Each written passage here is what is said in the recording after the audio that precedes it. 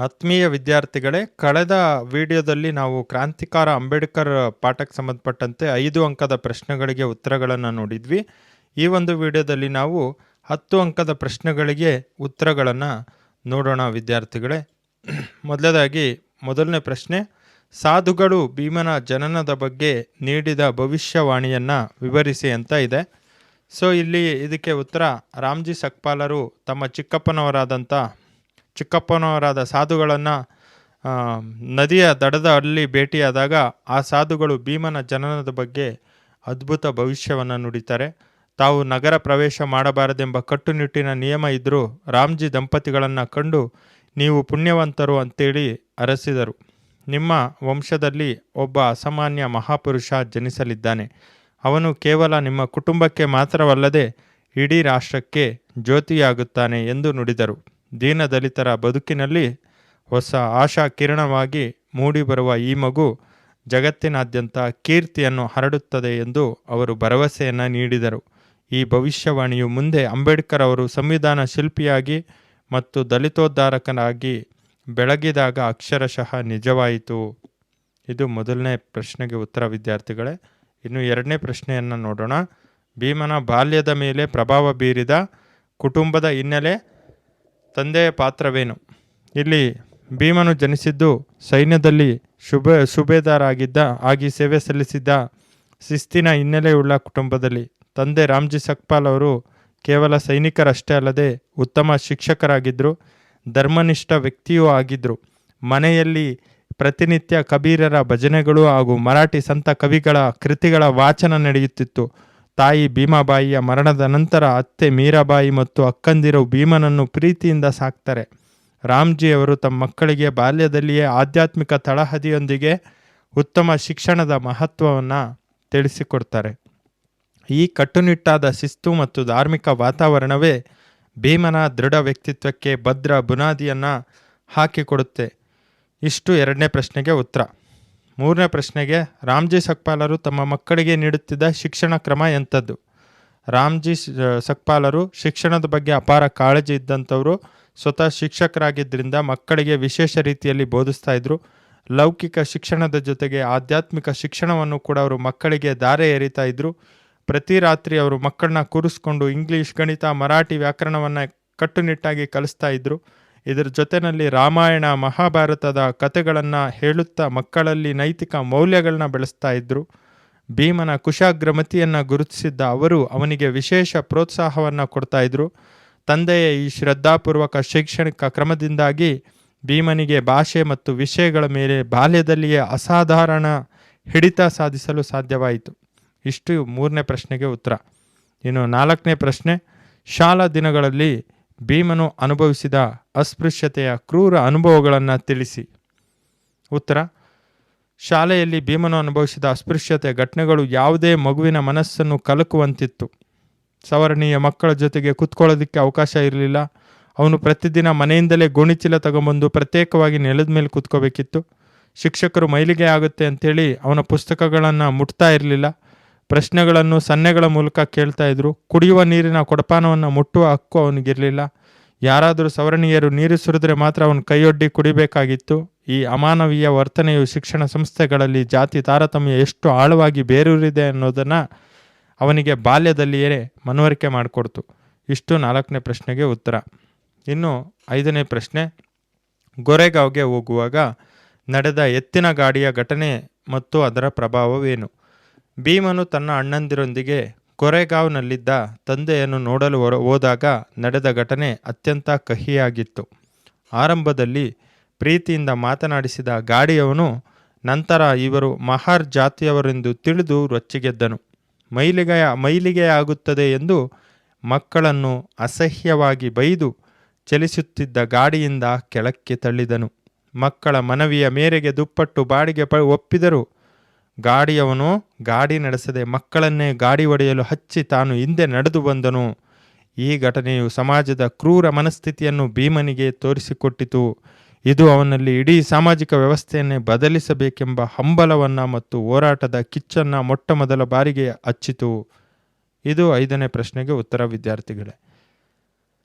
ಇನ್ನು 6ನೇ ಪ್ರಶ್ನೆ, ಕುಡಿಯುವ ನೀರಿಗಾಗಿ ಬಾಲಭೀಮನು ಅನುಭವಿಸಿದ ಹಿಂಸೆಯ ಬಗ್ಗೆ ಬರೆಯಿರಿ. ಗೊರೆಗಾಂವ್ ಪ್ರವಾಸದ ಸಂದರ್ಭದಲ್ಲಿ ತೀವ್ರ ಬಾಯಾರಿಕೆಯಾದಾಗ ಭೀಮನಿಗೆ ಎದುರಾದ ಅನುಭವ ಅಮಾನವೀಯವಾಗಿತ್ತು. ದಾರಿಯಲ್ಲಿ ಸಿಕ್ಕ ಸಾರ್ವಜನಿಕ ಕೆರೆಯೊಂದರಲ್ಲಿ ನೀರು ಕುಡಿಯಲು ಹೋದಾಗ ಅಲ್ಲಿನ ಜನರು ಭೀಮ ಅಸ್ಪೃಶ್ಯನೆಂದು ಗುರುತಿಸಿ ಅವನನ್ನು ಅಡ್ಡಗಟ್ಟಿದರು. ಕೇವಲ ನೀರು ಕುಡಿಯಲು ಹೋದ ಎಂಬ ಕಾರಣಕ್ಕಾಗಿ ಅವನ ಮೇಲೆ ಕ್ರೂರವಾಗಿ ಹಲ್ಲೆ ಮಾಡಿ ರಕ್ತ ಬರುವಂತೆ ಹೊಡೆದರು. ಪ್ರಾಣಿಗಳಿಗೆ ಇರುವ ನೀರಿನ ಹಕ್ಕು ಕೂಡ ತನಗೆ ಮತ್ತು ತನ್ನ ಜನಾಂಗಕ್ಕೆ ಇಲ್ಲ ಎಂಬುದನ್ನು ಕಂಡ ಭೀಮನು ಮೊಮ್ಮಲ ಮರುಗಿದನು. ಸಮಾಜದ ಈ ಅನ್ಯಾಯದ ವಿರುದ್ಧ ಪ್ರತಿಕ್ರಿಯಿಸಲು ಶಕ್ತಿ ಇಲ್ಲದಿದ್ದರೂ ಆ ನೋವು ಅವನನ್ನು ಒಳಗಿನಿಂದ ಗಟ್ಟಿಗೊಳಿಸಿತು. ಈ ಘಟನೆಯು ಮುಂದೆ ಅವರು ನಡೆಸಿದ ಮಹಾ ಸತ್ಯಾಗ್ರಹದಂಥ ಹೋರಾಟಗಳಿಗೆ ಮೂಲ ಪ್ರೇರಣೆಯಾಯಿತು. ಇದು 6ನೇ ಪ್ರಶ್ನೆಗೆ ಉತ್ತರ. ಇನ್ನು 7ನೇ ಪ್ರಶ್ನೆ, ಅಜಾಮರು ಮತ್ತು ಅಗಸರು ಅಂಬೇಡ್ಕರ್ ಅವರಿಗೆ ತೋರಿದ ತಾರತಮ್ಯದ ಸ್ವರೂಪ ಏನು? ಸಮಾಜದ ಸೇವಾ ವರ್ಗಗಳಾದ ಅಜಾಮರು ಮತ್ತು ಅಗಸರು ಕೂಡ ಅಸ್ಪೃಶ್ಯತೆಯ ಕಟ್ಟುನಿಟ್ಟಾದ ಪಾಲಕರಾಗಿದ್ದರು. ಅಜಾಮರು ಬಾಲಭೀಮನ ತಲೆ ಬೋಳಿಸಲು ಅಥವಾ ಕೂದಲು ಕತ್ತರಿಸಲು ನಿರಾಕರಿಸುತ್ತಿದ್ದರು. ಏಕೆಂದರೆ ಅಸ್ಪೃಶ್ಯರ ಕೂದಲು ಮುಟ್ಟಿದರೆ ತಮ್ಮ ಕತ್ತರಿ ಮೈಲಿಗೆಯಾಗುತ್ತದೆ ಎಂಬ ಮೂಢನಂಬಿಕೆ ಅವರಿಗಿತ್ತು. ಈ ಕಾರಣದಿಂದ ಭೀಮನ ಅಕ್ಕನೇ ಮನೆಯಲ್ಲಿ ಅವನ ತಲೆ ಬೋಳಿಸಬೇಕಾದ ಅನಿವಾರ್ಯತೆ ಇತ್ತು. ಅದೇ ರೀತಿ ಅಗಸರು ಕೂಡ ಇವರ ಬಟ್ಟೆಗಳನ್ನು ಒಗೆಯಲು ಒಪ್ಪುತ್ತಿರಲಿಲ್ಲ. ಸಮಾಜದ ಪ್ರತಿಯೊಂದು ಸ್ತರದಲ್ಲೂ ಒಬ್ಬ ವ್ಯಕ್ತಿಯನ್ನು ಕೇವಲ ಜಾತಿಯ ಕಾರಣಕ್ಕಾಗಿ ಬಹಿಷ್ಕರಿಸುವ ಈ ಪದ್ಧತಿಯು ಅತ್ಯಂತ ನೋವಿನದಾಗಿತ್ತು. ವೃತ್ತಿ ನಿರತರಲ್ಲಿಯೂ ಈ ಜಾಡ್ಯ ಹರಡಿದ್ದನ್ನು ಕಂಡು ಭೀಮ ಸಮಾಜದ ಕ್ರೌರ್ಯಕ್ಕೆ ಬೆರಗಾದನು. ಒಂದು ರೀತಿ ಆಶ್ಚರ್ಯ ಉಂಟಾಯಿತು ಅವರಿಗೆ ಭೀಮನಲ್ಲಿ. ಸೊ ಇಷ್ಟು ಉತ್ತರ 7ನೇ ಪ್ರಶ್ನೆಗೆ. ಇನ್ನು 8ನೇ ಪ್ರಶ್ನೆಗೆ, ಅಂಬೇಡ್ಕರ್ ಅವ್ರನ್ನ ಕ್ರಾಂತಿಕಾರ ಅಂತ ಕರೆಯೋದಕ್ಕೆ ಕಾರಣ ಏನು? ಅಂಬೇಡ್ಕರ್ ಅವರು ಬಾಲ್ಯದಿಂದಲೇ ಸಮಾಜದ ಅಸ್ಪೃಶ್ಯತೆಯ ಕ್ರೂರ ಮುಖವನ್ನು ಕಂಡು ಬೆಳೆದವರು. ಅವರು ಕೇವಲ ಈ ಅನ್ಯಾಯವನ್ನು ಸಹಿಸಿಕೊಂಡು ಸುಮ್ಮನೆ ಕುಳಿತುಕೊಳ್ಳದೆ ಅದರ ವಿರುದ್ಧವಾಗಿ ವೈಜ್ಞಾನಿಕವಾಗಿ ಹೋರಾಡಲು ನಿರ್ಧರಿಸಿದರು. ಶಿಕ್ಷಿತರಾಗಿ ಸಂಘಟಿತರಾಗಿ ಹೋರಾಟ ಮಾಡಿ ಎಂಬ ಮಂತ್ರದ ಮೂಲಕ ಇಡೀ ಶೋಷಿತ ಜನಾಂಗದಲ್ಲಿ ಆತ್ಮಗೌರವದ ಕಿಚ್ಚನ್ನು ಹಚ್ಚಿದರು. ಸಾವಿರಾರು ವರ್ಷಗಳಿಂದ ನಡೆದು ಬಂದ ಅನಿಷ್ಟ ಪದ್ಧತಿಗಳನ್ನು ಹೋಗಲಾಡಿಸಲು ಕಾನೂನು ಮತ್ತು ಸಂವಿಧಾನದ ಮೊರೆ ಹೋದರು. ಸಾಮಾಜಿಕ ಸಮಾನತೆಗಾಗಿ ಅವರು ನಡೆಸಿದ ನಿರಂತರ ಸಂಘರ್ಷ ಮತ್ತು ಚಳುವಳಿಗಳ ಸಮಾಜದಲ್ಲಿ ದೊಡ್ಡ ಬದಲಾವಣೆಗಳನ್ನು ತಂದವು. ಈ ಒಂದು ಅಮೂಲಾಗ್ರ ಸಾಮಾಜಿಕ ಬದಲಾವಣೆಗೆ ಕಾರಣರಾದ್ದರಿಂದ ಅವರನ್ನು ಕ್ರಾಂತಿಕಾರ ಅಂತೇಳಿ ಕರೀತಾರೆ. ಸೊ ಅದು 8ನೇದಕ್ಕೆ ಉತ್ತರ. ಇನ್ನು 9ನೇದು, ಡಾಕ್ಟರ್ ಅಂಬೇಡ್ಕರ್ ಅವರು ಸಾಮಾಜಿಕ ಮತ್ತು ಶೈಕ್ಷಣಿಕ ವಿಚಾರಧಾರೆಗಳನ್ನು ವಿವರಿಸಿ ಅಂತ ಇದೆ. ಸೊ ಇದಕ್ಕೆ ಉತ್ತರ, ಅಂಬೇಡ್ಕರ್ ಅವರ ಪ್ರಕಾರ ಶಿಕ್ಷಣವು ಪ್ರತಿಯೊಬ್ಬ ವ್ಯಕ್ತಿಯ ಮೂಲಭೂತ ಹಕ್ಕು ಮತ್ತು ಅದು ವಿಮೋಚನೆಯ ದಾರಿ ಅಂತ ಅವರು ನಂಬಿದ್ರು. ವಿದ್ಯೆಯು ಹುಲಿಯ ಹಾಲಿನಂತೆ, ಅದನ್ನು ಕುಡಿದವನು ಗರ್ಜಿಸಲೇಬೇಕು ಎಂಬುದು ಅವರ ಅಚಲ ನಂಬಿಕೆಯಾಗಿತ್ತು. ಶೈಕ್ಷಣಿಕ ಪ್ರಗತಿ ಇಲ್ಲದೆ ಸಾಮಾಜಿಕ ಬದಲಾವಣೆ ಸಾಧ್ಯವಿಲ್ಲವೆಂದು ಅವರು ಸಾರಿದರು. ಸಾಮಾಜಿಕವಾಗಿ ಎಲ್ಲರೂ ಸಮಾನರು ಎಂಬ ಭ್ರಾತೃತ್ವದ ತತ್ವವನ್ನು ಅವರು ಪ್ರತಿಪಾದಿಸಿದರು. ಅಸ್ಪೃಶ್ಯತೆ ಎಂಬುದು ಮಾನವ ಕುಲಕ್ಕೆ ಅಂಟಿದ ಶಾಪವೆಂದು ಅವರು ಬಣ್ಣಿಸಿದರು. ಪ್ರಜಾಪ್ರಭುತ್ವದ ಅಡಿಪಾಯವು ಸಾಮಾಜಿಕ ಸಮಾನತೆಯ ಮೇಲೆ ಇರಬೇಕೆಂದು ಅವರು ಆಶಿಸಿದರು. ಅವರ ಪ್ರತಿಯೊಂದು ವಿಚಾರವು ಶೋಷಿತರ ಬದುಕನ್ನು ಹಸನುಗೊಳಿಸುವ ಮತ್ತು ಸಮಾನ ಹಕ್ಕುಗಳನ್ನು ಒದಗಿಸಿಕೊಡುವ ಉದ್ದೇಶವನ್ನು ಹೊಂದಿದ್ದವು. ಇಷ್ಟು 9ನೇ ಪ್ರಶ್ನೆಗೆ ಉತ್ತರ ವಿದ್ಯಾರ್ಥಿಗಳೇ. ಇನ್ನು 10ನೇ ಪ್ರಶ್ನೆ, ಭಾರತದ ಸಂವಿಧಾನ ಮತ್ತು ಅಂಬೇಡ್ಕರ್ ಅವರ ಕೊಡುಗೆಯನ್ನು ಸಂಕ್ಷಿಪ್ತವಾಗಿ ವಿವರಿಸಿ ಅಂತ ಇದೆ.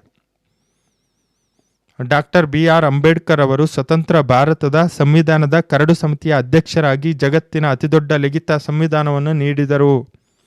ಅವರು ಸಂವಿಧಾನದಲ್ಲಿ ಪ್ರತಿಯೊಬ್ಬ ಪ್ರಜೆಗೂ ಸಮಾನತೆ, ಸ್ವಾತಂತ್ರ್ಯ ಮತ್ತು ನ್ಯಾಯದ ಹಕ್ಕುಗಳನ್ನು ಭದ್ರಪಡಿಸಿದರು. ಜಾತಿ, ಧರ್ಮ, ಲಿಂಗದ ಆಧಾರದ ಮೇಲೆ ತಾರತಮ್ಯ ಮಾಡುವುದನ್ನು ಕಾನೂನು ಬಾಹಿರಗೊಳಿಸಿದರು. ಶೋಷಿತ ವರ್ಗಗಳಿಗೆ ಮೀಸಲಾತಿಯ ಮೂಲಕ ಮುಖ್ಯವಾಹಿನಿಗೆ ಬರಲು ಅವಕಾಶ ಕಲ್ಪಿಸಿದರು.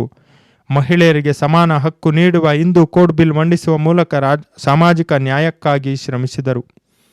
ಇಂದು ಭಾರತವು ಒಂದು ಬಲಿಷ್ಠ ಪ್ರಜಾಪ್ರಭುತ್ವ ರಾಷ್ಟ್ರವಾಗಿ ಮುನ್ನಡೆಯುತ್ತಿರಲು ಅಂಬೇಡ್ಕರ್ ಅವರು ರೂಪಿಸಿದ ಸಂವಿಧಾನದ ಭದ್ರ ಬುನಾದಿಯೇ ಕಾರಣವಾಗಿದೆ ಅಂತಂದೇಳಿ 10ನೇ ಪ್ರಶ್ನೆಗೆ ನಾವು ಉತ್ತರವನ್ನು ಕೊಡ್ಬೋದು.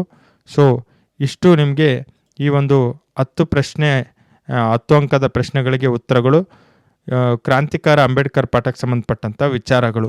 ಈ ಒಂದು ವಿಡಿಯೋ ನಿಮಗೆ ಇಷ್ಟ ಆಗಿದ್ರೆ ದಯವಿಟ್ಟು ನಮ್ಮ ಫಸ್ಟ್ ಬಟನ್ ಯೂಟ್ಯೂಬ್ ಚಾನಲ್ಗೆ ಲೈಕ್ ಮಾಡಿ, ಶೇರ್ ಮಾಡಿ, ಕಮೆಂಟ್ ಮಾಡಿ, ಸಪೋರ್ಟ್ ಮಾಡಿ ಅಂತ ಕೇಳ್ತಾ ಇಂಥದ್ದೇ ಮತ್ತೊಂದು ವಿಡಿಯೋದಲ್ಲಿ ಮತ್ತೆ ಭೇಟಿಯಾಗೋಣ. ಅಲ್ಲಿವರೆಗೂ ನಮಸ್ಕಾರ. ಜೈ ಹಿಂದ್, ಜೈ ಕರ್ನಾಟಕ.